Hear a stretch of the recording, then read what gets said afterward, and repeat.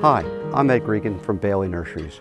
I'm here to teach you how to prune an upright Japanese maple.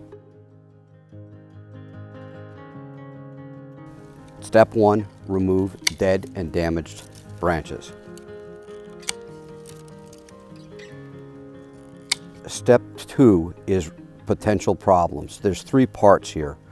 One is removing crossing branches. It's very much crossing through the rest of the tree. Second would be removing any branches that could potentially cross. And the third part of it would be reducing the amount of branches coming from a particular area that could cause trouble down the road. Step 3 has to do with airflow. You want to remove any branches from the interior of the tree to help the airflow so you don't have potential leaf diseases. Step 4 has to do with aesthetics.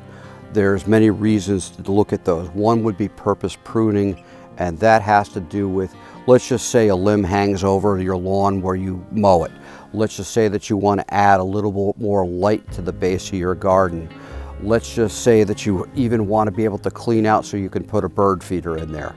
You also, on many upright Japanese maples, some of them have striated bark or different types of bark.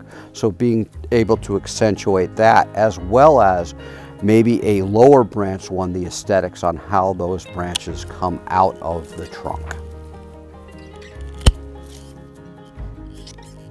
Clean cut.